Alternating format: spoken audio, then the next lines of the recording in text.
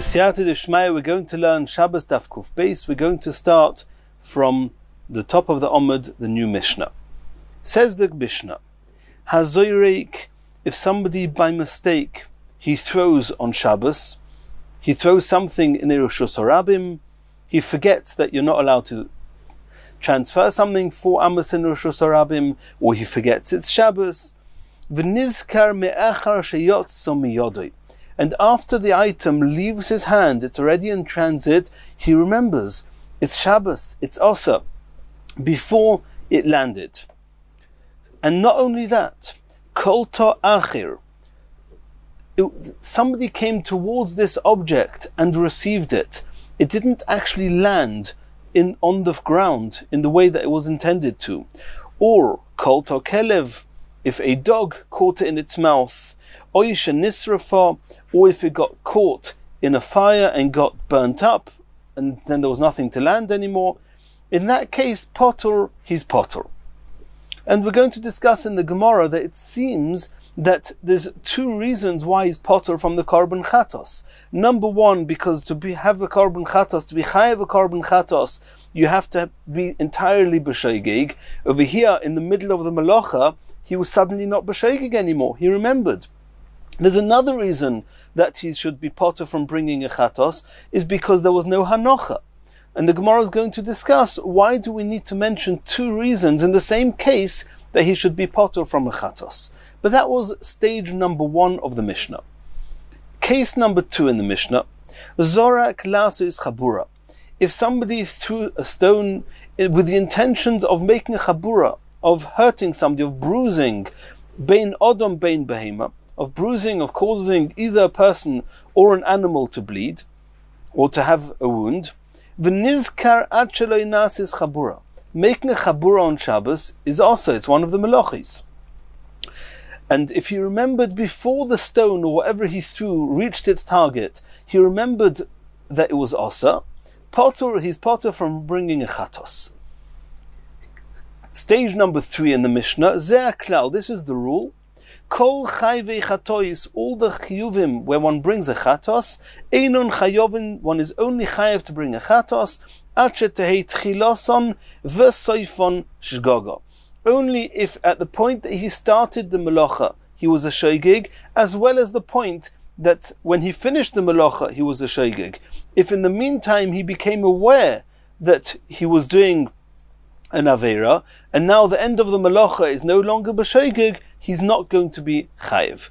Tchiloson shgogo, v'soifon shgogo, v'soifon zodon. If the beginning was by mistake and the end was on purpose, was deliberate, or tchiloson zodon, v'soifon shgogo, when he started the melacha it was deliberate, but when he finished it he was a shoigig, pturim, one is potter from bringing a chatos, ad shetehei tchiloson v'soifon shgogo. Again, the Mishnah reiterates that one is only chayav a chatos if the melacha was done at the beginning and the end b'shgogo.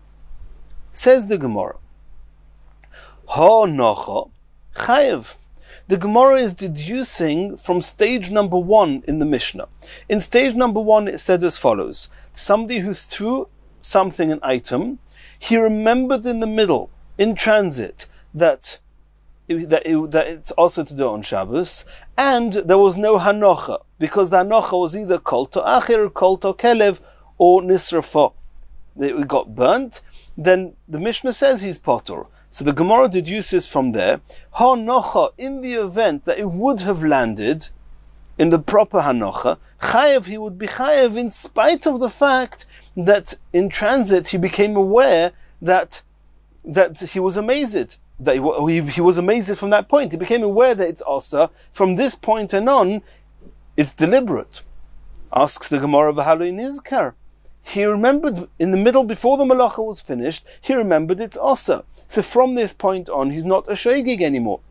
How can you say he's chayev? In the Mishnah, it seems he's only potter because there was no hanocha. And the fact that he remembered doesn't seem to bother us. Why does it not bother you?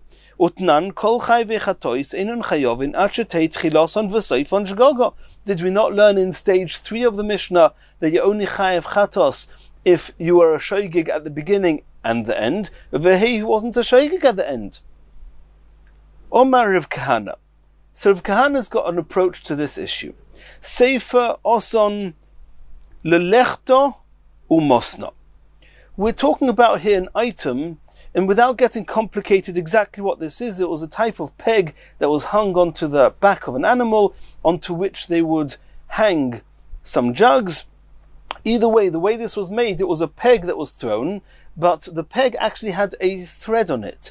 And the person that was holding, that was throwing, that was zorak through this peg, he was actually holding onto the string, even though he was through the peg. And since he was holding onto the thread, then when he became aware in mid-transit that he's not allowed to throw this item, he can actually retract the melacha and bring this peg back to him. And if he doesn't do that, then we say from this point and on, you're considered a mazid, and the rule in stage 3 applies. However, in stage 1 of the Mishnah, which we're discussing now, we're talking about that he threw something that was not still being held by the person who threw it, and since he's got absolutely no control over the end of this throwing, once it's thrown, that's it, you cannot bring it back. Since you cannot bring it back, your intentions at that point are of absolutely no relevance whatsoever, and therefore becoming aware in transit that it's also is not going to mark the end of the melacha as being b'mezid, because we consider the whole melacha as being done when you threw it. Since when you threw it, it was a shaygig, you cannot change it in the middle, because just becoming aware now, there's nothing you can do about it anymore. This is a melacha that's going to be brought to its end based on the original shaygig. Therefore, the case of Zayrek, the reason that if it would have a hanocha, in the event they had a hanocha, he would be chayev, even though nizkar, he remembered in the middle that it was osa. The reason is because we're talking about Zayrek throwing it, and when one throws it, then the concept of nizkar, of remembering, of becoming aware, has no relevance whatsoever. How did you, Rav Kahana, explain that there should not be a contradiction between the stage 1 of the Mishnah and stage 3? You explained that the rule in stage 3 only applies that when remembering and becoming aware in the middle of a melacha, you could actually retract and stop the melacha. And since you didn't, you're considered a mazid at the end of the melacha, and he's not going to be chayav chatos. And we said that was talking about a lechta umosna, a peg with the cord attached to it, and the cord is still held in the person's hands. Asks the Gemara, if the string is still held in the person's hand as it was when he threw it, then in any event, even if he's not going to be nizkar, even if he doesn't remember, and he throws it, and he thinks, and it's a shoygig, he thinks it's mutter, he forgets it's Shabbos, and it lands, you're going to be chayav there? You're not going to be chayav because you're still holding it in your hand. Anything that's still anchored in the original reshus, when you throw something, it's not called you did an akira at all. It hasn't left its original place. You're still holding onto it with a string. We've seen this concept previously. Asks the Gemara, lechta or masna, oigdoi biyodehu. It's still anchored, it's still attached to his hand. And therefore, the rule at the end of the Mishnah also won't apply. He's not going to be chayav v'chatos because there was no akira. Says the Gemara, "Kegoyin sheniskavein la'asois chabura." You're right. In the case of Zayrek, if you're holding the string, there was never an akira. If you're not holding the string, and since you cannot retract it in the middle, it doesn't matter if you become aware in the middle, it's considered a shoygig, you're going to be chayav. The rule at the end of the Mishnah that says that if you remember, if you become aware in the middle, that's when you're potter from a chatos. If you're not aware, you're going to be chayav, cannot be talking about Zayrek. It must be talking about stage 2 in the Mishnah. It must be talking about sheniskavein la'asois chabura, where we're not talking about Hilchas Shabbos. In Hilchas Shabbos, if you're holding on to the string, it's not called an akira. But as far as the Hilchas Shabbos, not of carrying, but of making a chabura, even if you're holding on to the string, you're still chayav for making a chabura. And therefore, if you threw it with the intent of making a chabura, and you remembered in the middle, and you could have brought it back, then you're called a mazid. From this point, you won't be chayav chatos. But if you could not bring it back, if you just throw it, in that case, if you make a chabura, even if you're holding the string, If you're holding the string and it makes a chabura, you will be chayiv for the chabura. You won't be chayiv for daladamas b'rishos harabim, because there was no akira. But on a chabura, you made a chabura. Asks the Gemara, Honami tanina hazoyrik lasis chabura bein ba'odom bein b'behema v'nizkar shleinasis chabura potor. How can you say the final stage is only that if you became aware in the middle of the malacha, you're not going to be chayav chatos? If you're not aware, you are going to be chayav chatos, and you're saying that cannot apply to zoyrek, as we said before, because with zoyrek, if you're holding it, you're not chayav at all, because there was no akira. If you're not holding the string, then even if you become aware, you'll still be chayav chatos, because you cannot retract it. So we're only talking about chabura. Then what is the third stage of the Mishnah adding on to the second stage? It's explicit in the second stage of the Mishnah, in the case of chabura, that if you became aware in the middle, you're potor, and otherwise you're chayav. So, and the sefer, the last stage of the Mishnah, must be adding something. Elo Omar Rava. So we cannot stay with Rav Kahana's way of dealing with this. Rava's got a new approach here. Elo Omar Rava b'mavir, that this, it goes as follows. The sefer, the last stage, that means the way we understand the Reisha is the same as Rav Kahana. That in the case of Zayrek, there's the rule that doesn't apply, like we said before. With Zayrek, even if you remember in the middle, if you cannot bring it back, you're going to be chayav, because your intentions in transit make no relevance. If you can bring it back, you're in any case not chayav, because there was no akira. We had an issue. We've got case number 2, stage number 2 in the Mishnah, talking about chabura, and then we have the klal at the end. We want to know what the klal is. We thought the klal was going to be for chabura. It can't be, because that's exactly identical to the middle case in the Mishnah. So Rava says, no, I've got another case. We're talking about somebody who's walking with the chayfetz. He's being maver the chayfetz daladamis. And he started off b'shoigig, and he remembers in the middle that is Shabbos, it's Asa. And he could stop. He can stop in his track. Don't walk the another 2 amos. Don't reach the end of the 4 amos. So in that case, that's the klal. If you were not aware in the middle, you'll be chayav chatos. If you became aware, you're amazed, and therefore, if you continue walking, you will not be chayav the chatos. Asks the Gemara, v'hozeh klal diktoni azrika ktoni. The Gemara is asking that when it says the zeh klal, it seems to be a continuation of the entire Mishnah, even the Reisha, and the Reisha started talking about zrika. So there was Zrika as in carrying on Shabbos. There's Zrika that we saw in the second case in the Mishnah, making a chabura. And then you have the klal. To say the klal is only talking about something that's nothing to do with Zrika at all, and it's only to do with walking, with being mavir, that's not probable. And therefore we cannot really settle for this either. Ela Omar Rava, this is Rava number 2. Rava, a new idea of Rava. And this is Rava now having a new approach to the Reisha of the Mishnah.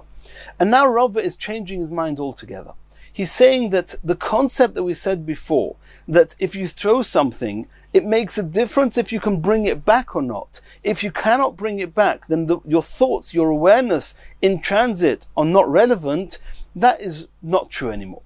We said that initially because we tried to understand when Zayrek is chayav and when Zayrek is not chayav, as we saw before. But now Rav is saying no. Tarti ktoni. Indeed, the Mishnah is telling us 2 things. Hazoyrek v'nizkar me'achar sheyotza miyod. If somebody throws something on Shabbos and he remembers after it left its hand, then even if there's a proper hanocha, he's going to be potor. Why? Even though he cannot bring it back. Because at the end of the melacha, you are aware that it was asa. It's not called the end of the melacha being b'shoigig.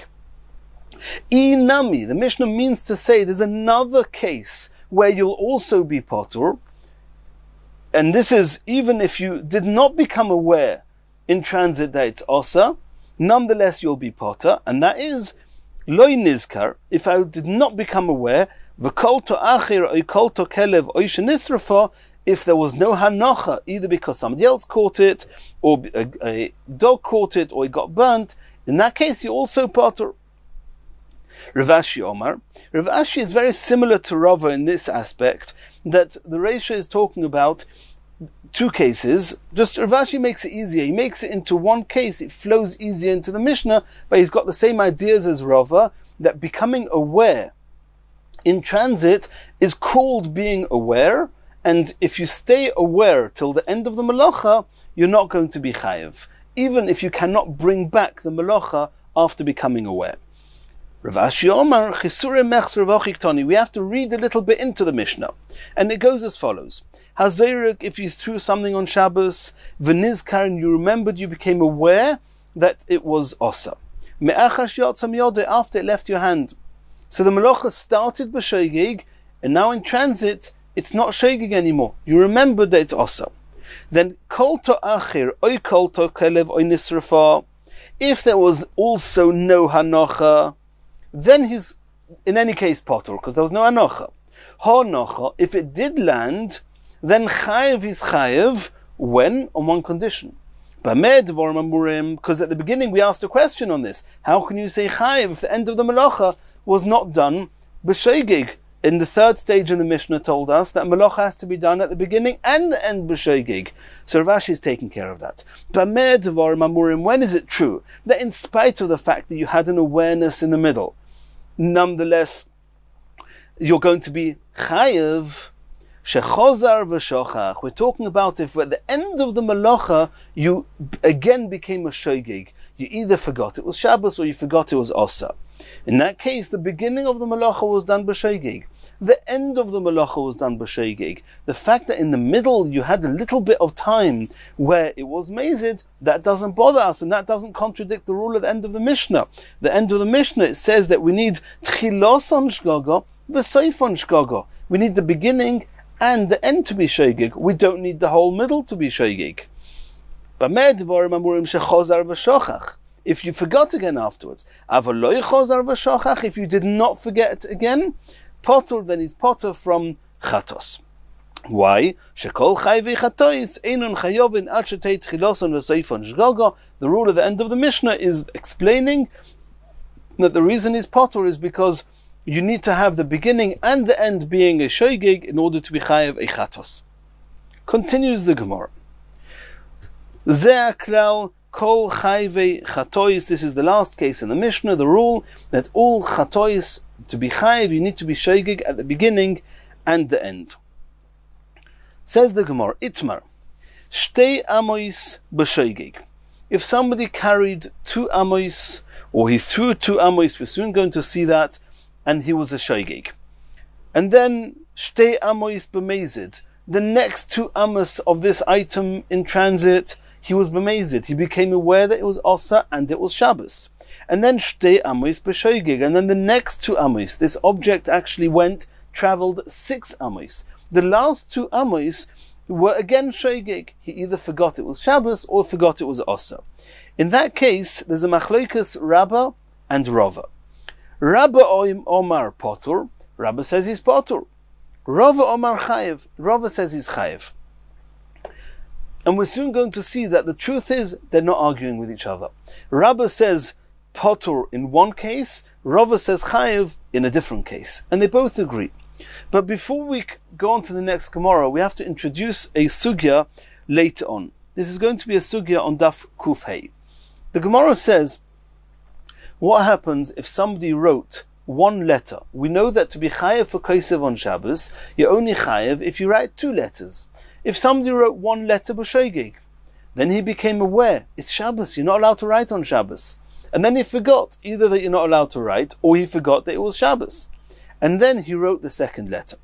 This is a question, is he chayev chatos, is he not chayev chatos?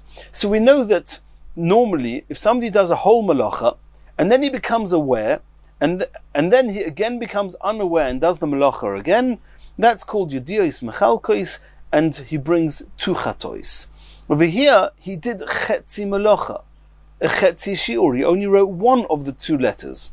So this is a question if yudiyos of chetzi malacha or chetzi shi'ur, if it's called a yediyah to separate the 2, and since at each span of lack of awareness, there was only one letter, he's going to be potter? Or do we say no, the idea between two halves of malacha is not considered a break, it's not mechalkois, and since he did two oisios, he wrote two letters, both b'shoigig, he's going to be chayev. That's actually a machlokas between Reb Gamliel and the Tanna Kama.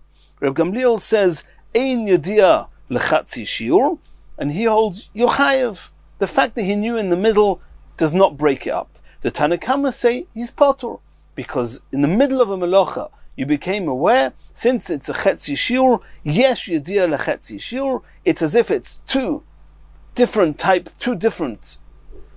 approaches, two different melachos that he started, and each time he only did half the melacha, he's potter. That's the Tanna Kama. And there's some similarity between the case of the Gemara in Daf Kuf Hey, where you've got one letter written, and then an awareness, and then another letter written, similar to our case we're discussing here, where you have two amas b'shoigeg, and then you have a span of mezid, which the item happened to travel another two amas, and then another two amas of shoigeg. To be chayev chatos, you need a shoigeg. I have two amas of shoigeg at one end, two amas of shoigeg on the other end, with a span of awareness in the middle. Is this the same machlekas as Reb Gamliel Tanna Kama? Is it true to say that Rabbah here in this Gemara who says potur is following the Tanna Kama, and Rava who says chayev is following Reb Gamliel? Or no? Can Rabbah and Rava both be following both Reb Gamliel and the Tanna Kama, and there's a very big difference between the cases? Let's see the Gemara. Rabbah Omar Potter, Rabbah who says Potter in our case is afilu l'Rebben Gamliel da Omar ein yadir lechatzi shiur, even according to the Chachomim, even according to Rebben Gamliel. So Rabbah who says Potter, we understand how he follows the Tanna Kama. Tanna Kama says yesh yadir lechatzi shiur. So too here, the yadir in the middle is splitting up the two chetzi shiurs, and therefore he's Potter. But the Gemara says, even according to Rebbe Gamliel, who says that ein yadir lechatzi shiur, and we do merge the beginning and the end, the two letters that were written b'shoigeg, over here nonetheless, Rebbe Gamliel would agree to Rabbah that he's potter. Why? Hasam, in the case of the writing, techiko gomar shiura, b'shoigeg kogomar, to be chayev on Shabbos for kaisev, you need two letters. When you wrote letter number 2, it was b'shoigeg, and therefore we can understand that Rebbe Gamliel will say that he's chayev. However, in our case, the b'mezid over here, what considered the malacha of carrying? Daled amas. When he got to the end of amma number 4, was amma number 4 done b'shoigeg or b'mezid? It was done b'mezid. So that's why Rabbah says he's potter. You started carrying with amma number 1, 1, 2 was b'shoigeg, 3, 4 was b'mezid, and that's it. And therefore, we don't even have to look on anymore. The malacha was started b'shoigeg and ended b'mezid, therefore he's potter from bringing a chatos. Now the Gemara is saying, Ubamai, what case are we talking about? If we're talking about that he threw it, and we assume that you cannot retract it in the middle, and since he cannot retract it in the middle, then can we say, stop the malacha in the middle? You cannot stop the malacha. And this is not to do with the discussion we had before, whether the intentions you had when it was not in transit, when you couldn't bring it back, when it was in transit and you couldn't bring it back, whether we validate that or not. Of course we validate it. The question is, what was happening at the end of the malacha?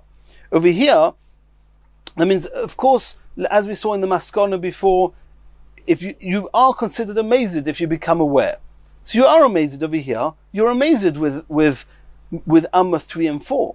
The question is, can we stop the malacha? Can we say, Amma number 4, that's the end of the malacha, and the end of the malacha was done by Mazid. You can only do that if you can actually stop the malacha in the middle. If you cannot stop the malacha in the middle, then you're considered a Mazid, but you have not stopped the malacha yet. You have to continue. And since after that he was again shoigeg in Amma number 5 and 6, the end of the malacha would be b'shoigeg, and then he should be chayev. So Gemara is saying, I b'zayrek shoigeghu. He's considered a shoigeg, because the time he gets to the end of the malacha is when it lands, because you couldn't stop it in the middle. Elo, and then he's going to be chayiv. And Rabbi says potter. Says the Gemara, Elo b'mavir. Rabbi says potter is talking about when you're actually holding the item in your hand, you're walking 6 amos. The first 2 amos b'shogeg, the next 2 amos you're aware, you could stop, you keep going, you're called mazid. And since you could stop there, we say amma number 4, let's put a break there. That's the end of your malacha. You continued, but we consider that as being an end because he could have stopped there. And then it's called a malacha that started b'shogeg, ended b'mezid, and therefore he's not chayav v'chatos. However, if he would have thrown it, then we would consider the end of the malacha as being amma number 6. And amma number 6, he's again a shogeg because in the meantime he'd forgotten again. Rava Omar chayav. Now we're going to Rava. Rava says chayav. So we understand, according to Reb Gamliel, of course he's going to be chayav, because ein yediyah lechetzi shiur. The fact that he didn't do a whole malacha before he became aware, and therefore we don't consider the yediyah as being mechalkois. He has 2 amos b'shogeg at the beginning, 2 amos b'shogeg at the end, so he's chayav. That's fine. The question is, could Rava say his halacha even according to the Rabbanon, the Tanakama, who say he's potter there? Says the Gemara, "Vafilu l'Rabbanon da'omra yesh liyediyah lechatzi shiur." Even according to the Rabbanon, who say that if you have knowledge in the middle, then that's a reason to say that you can't be chayav v'chatos. That's only hosam. In the case of kaisev, to be hosam hu to be yodoi, because you can actually stop doing the malacha. You did the malacha; it was in your hands to stop. You became aware. Why do you carry on? If you started again, it was like a new malacha you started. You only did half the malacha, and therefore, according to Tanakama, you're going to be potter. Aval hocha, but in our case, te'ein b'yodei, you cannot stop the malacha in the middle. So the beginning and the end is one continuation. Loi, in that case, even the Tanakama might agree that he's going to be chayav, because the beginning of the malacha was b'shogeg, and the end of the malacha was b'shogeg. Why are you suggesting that you cannot stop the malacha? Stop walking.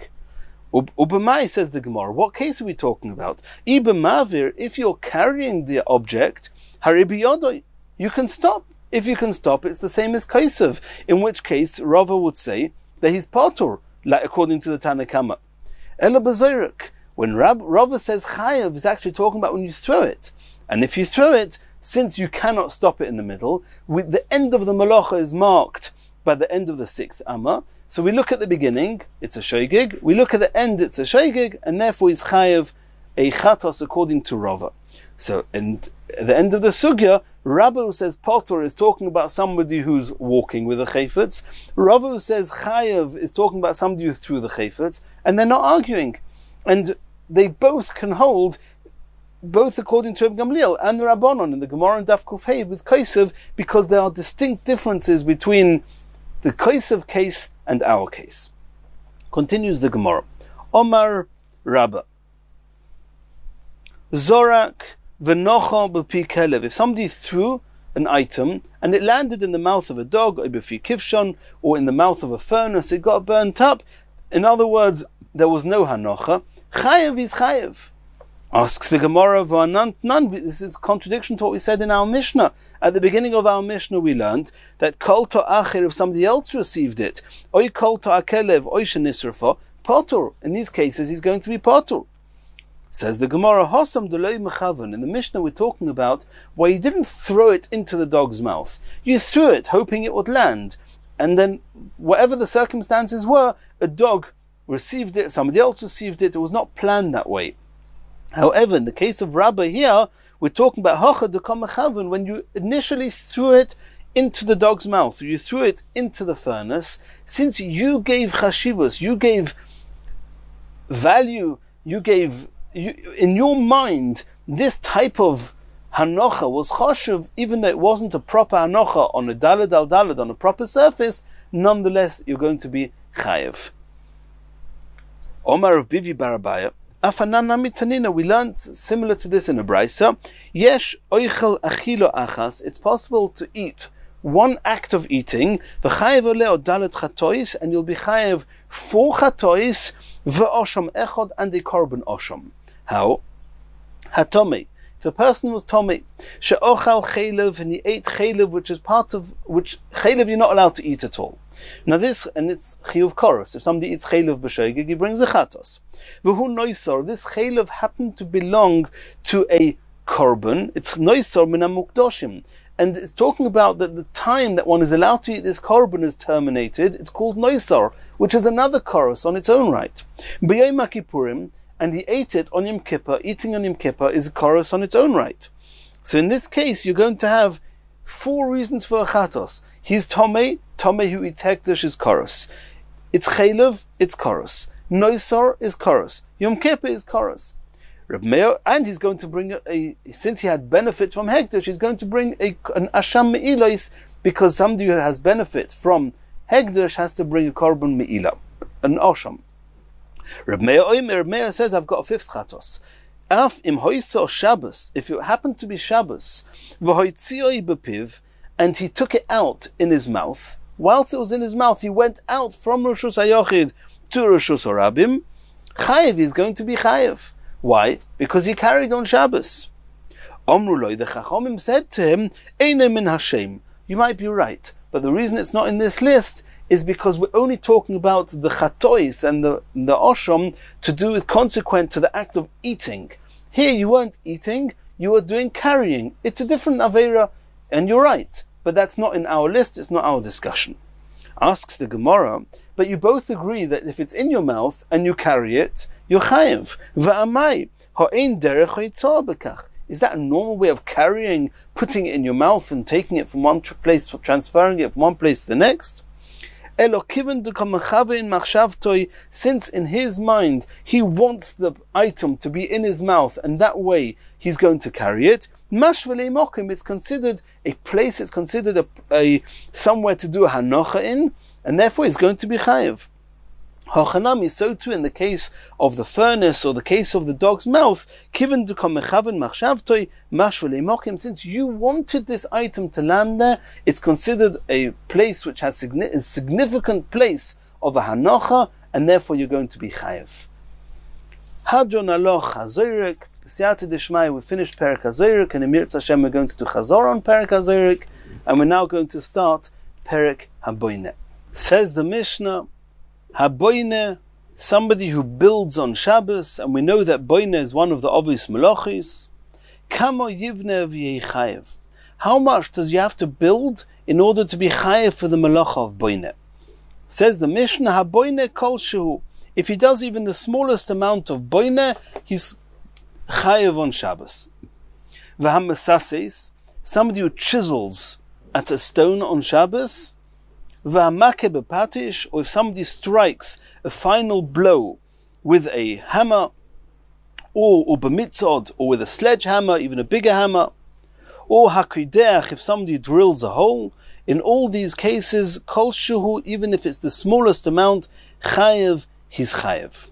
Zeh klal, the rule is, says the Mishnah, kol ha'oisem melocha, anyone who does an act of labor, u'melachto miskayemes, and the labor that he did endures, which means it lasts, he doesn't need to do any more, this is it, it's self-contained, b'Shabbos, and he did this on Shabbos, chayev is going to be chayev. Reb Shimon ben Gamliel Omer, Shimon ben Gamliel says, af hamake b'kurnos, even if somebody strikes with his hammer, al hasadon, onto the metal work surface, b'shas melocha, whilst he's working with the hammer, even though he's not actually banging on whatever needs to be banged on, he's just banging on the surface, chayev, he's also chayev, mipnei shehu k'masakin melocha, because he's doing this to help him improve his work, and therefore he's chayev, and we'll see more on this on the Gemara on Daf Kuf Gimel Amud Aleph. Says the Gemara, kol shehu l'may chozya. You're saying that to build even the smallest amount, you're chayev. Well, to build the smallest amount, a tiny bit of doing something in a building, what's that fit for? What's it useful for? Why should it be chayev? Omer Rabbi Yirmiyah says, I'll tell you why. I'll show you where even the smallest amount of building could have value. Shakein oni chayfer guma. A poor man, he digs a little ditch, la'atzniya bo prutoisov, in order to store his coins in it, and he's just making a small ditch, and that's enough for him So you see that even a small amount of building is considered a building and has value. The Kavasoga Mishkan, we find such a thing also in the Mishkan. Shekain Toifre Yerios, those who would sew the curtains of the Mishkan, Choifrin Gumop, they would dig a little ditch, Latznia bo Machtean, in order to store their needles in it. Abaya Omar, Abaya says that's not probable. Given the Meshatchi, since these needles will become rusty, Loi of the Hocha, we can assume they did not do this in the Mishkan. Elo Shekain Oni Oise Pitpute Kiro Ktano Lishvois Oleo Ktero Ktano. A poor man, Oise, he crafts a stand, a pitpute is a stand, Kiro Ktano, of a small oven, Lishvois Oleo, in order to set on top of this small oven, Ktero Ktano, a small pot. A poor man, he's only got very small pots, and he's got a very small oven, and he needs a stand for this oven. Making such a small stand is already considered a small contraption, a small building, and is chayev. And there's a discussion why this is not the sugya of binyan bekelim. It's a sugya elsewhere, Mesechas Beitza. There's no binyan bekelim. Either way, the Gemara here compares this concept of this pitputi, this stand for the oven, compares it to the malacha of boine. So either we're talking about a type of binyan bekelim that everybody agrees is boine, or we're talking about something that's attached to the ground, and then it's not considered binyan bekelim, it's regular boine. Where do we find such a case in the Mishkan? The kavasoga b'Mishkan mevashle samonim, those who would cook the herbs litzvoya yurios, in order to dye the curtains, shechosra melachton, they underestimated how much dye they needed, and there was a little bit left that needed painting. They didn't have enough dye.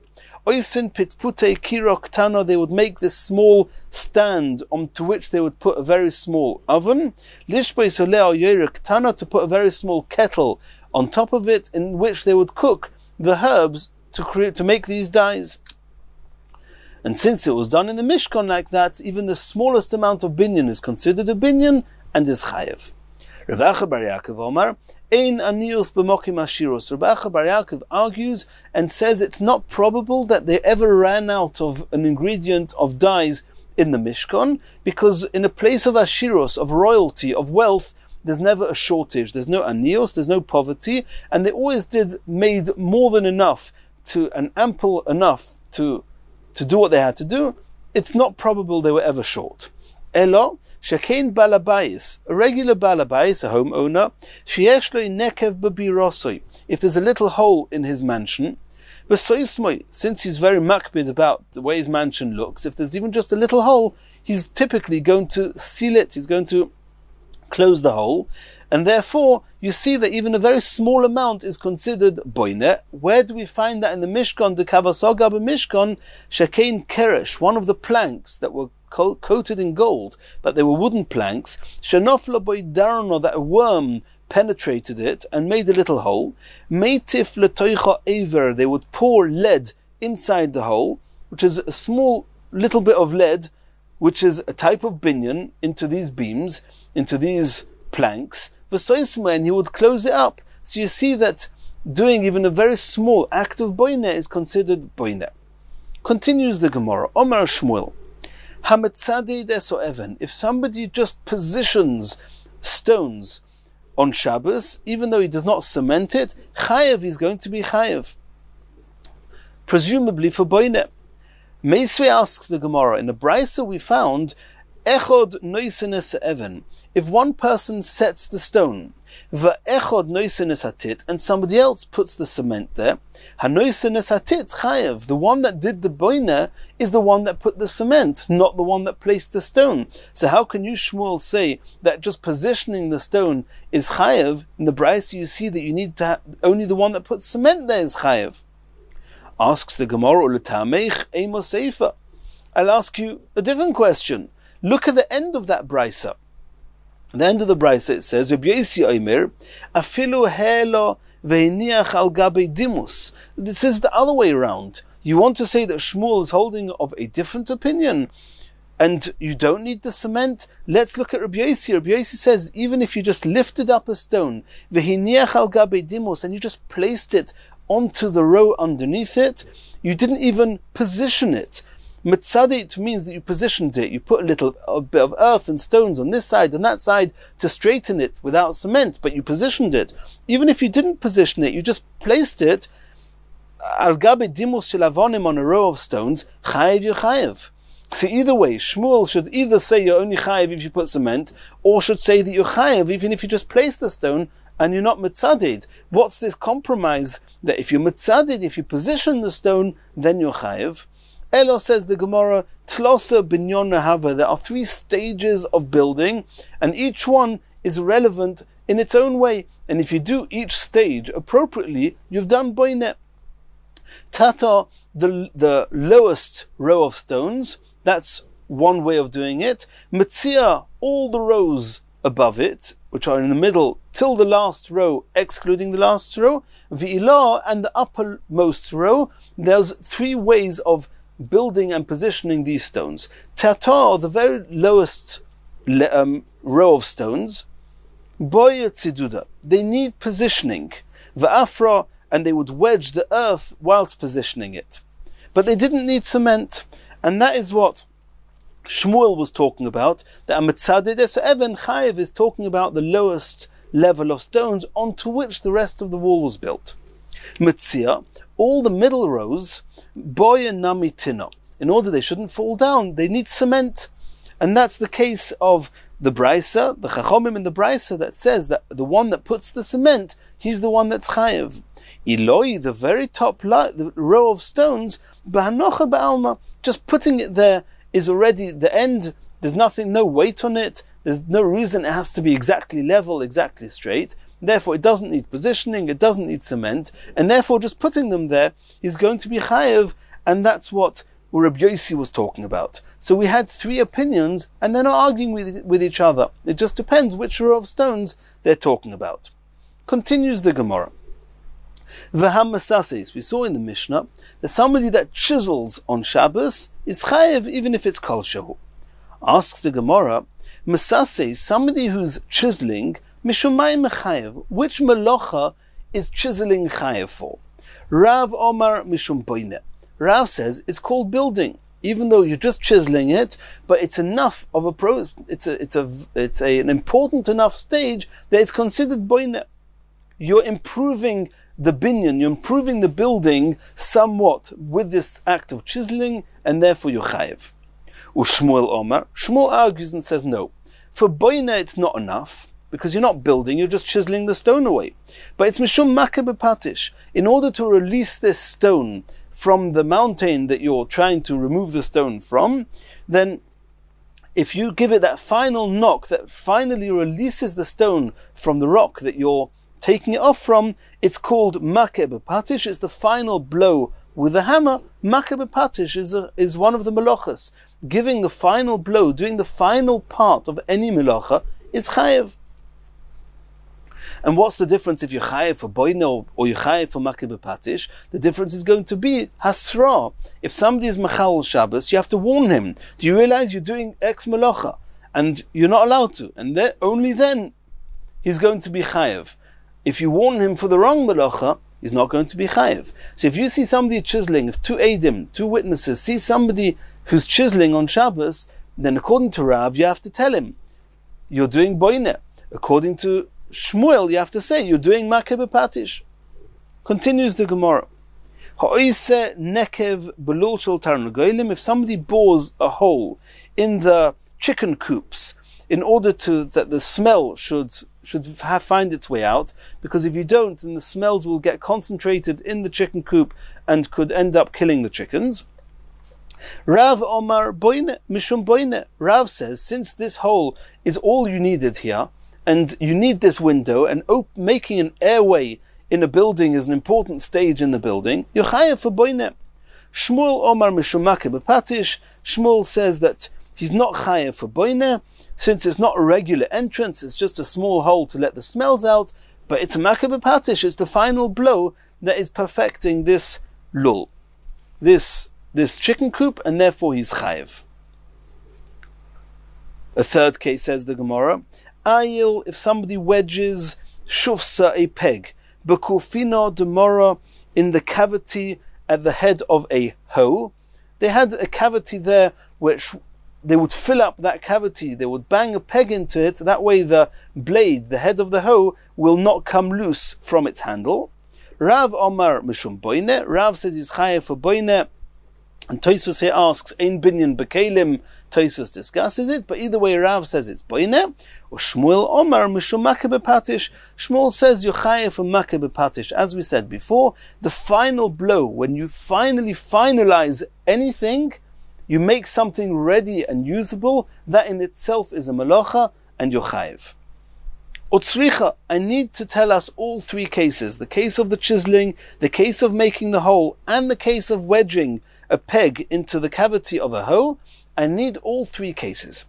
If we would only know that chiseling is the machlokes Rav and Shmuel, I might have thought by Hiko Amar Rav, only in that case, Rav says it's boine, mishum de derech binyan bekach. Chiseling is one of the stages of building. But if you're making a hole in the chicken coop, it's not considered one of the acts of building. Maybe Rav will agree to Shmuel that it's not boine, it's makeh bepatish. And if you only know the nekev and the masases, then I might have thought, B'hoka Omar Rav, only in those cases Rav says is boina, mishum de domi lebinyan, it's similar to building, the ovde la'avira, because you're making this hole in order to let the air, the smells out, and it's similar to creating a window which is made to air out a house, a room. Aval shuvsa b'kufina demara, but a peg in the cavity of a hoe, de'ein derech binyan bekach, this is not an act of building in any way.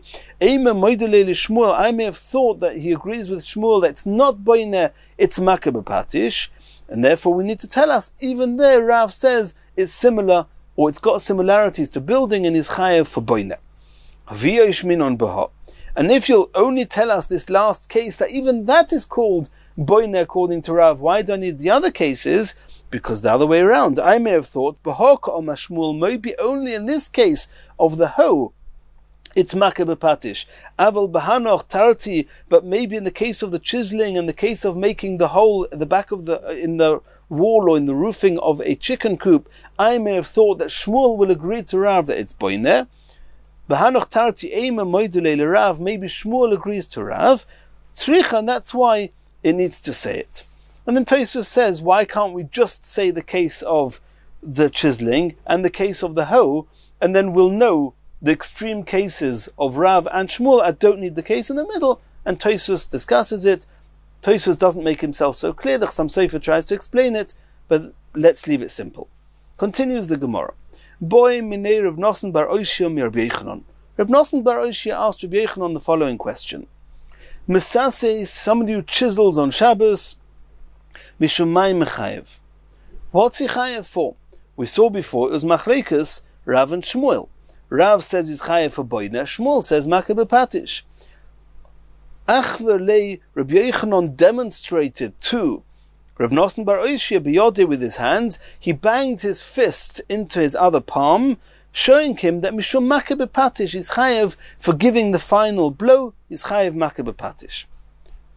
Asks the Gemara, v'anantanan, did we not learn in the Mishnah hamasases v'makeh bepatish? Chiseling is one malacha, and makeh bepatish, giving the final blow, is another malacha. How can you say that the malacha of masases is makeh bepatish? Says the Gemara, Ema, read into the Mishnah, hamasases makeh bepatish. Somebody who's chiseling, giving the last blow, he's chayev for makeh bepatish, even b'kol shehu. Continues the Gemara Toshima. Hakodeach, somebody who drills. We also saw this in the Mishnah. Kol shehu chayev, is chayev. Says the Gemara, Bishlei Rav, according to Rav, who said that just making a hole, which is a type of drilling, which is also drilling. Rashi says there's a difference between nekev, making a hole, and kodeach, in as much as kodeach, typically when you drill, it's in order to fill up the hole with something. You're trying to make a hole to hang something onto it or into it. But the nekev is just you making the hole for the sake of the hole. But but Rav, who says that making a hole is considered boine, then I can understand that drilling will be boine. Why? Because merze de man dechor churusa lebinya, because somebody who's drilling, he's really making a hole into the. He's drilling a hole into a building, and according to Rav, it's not so hard to be chayev for boine.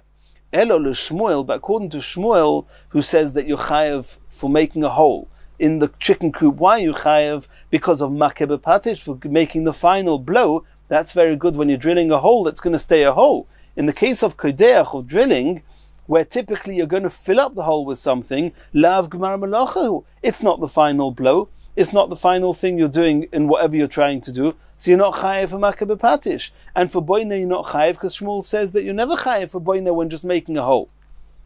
A small hole like this. Says the Gemara, Hochab Ma'askinon, we're talking about that he drilled in a way that whilst making the hole, he filled the hole. What does that mean? De boz'ei, he pierced the wall, beramtza, with a nail, the parzel of iron, v'shavkei begavei, and he intended to leave it in the wall. As we would typically bang a nail into the wall, you're making the hole at the same time as filling the hole with a nail.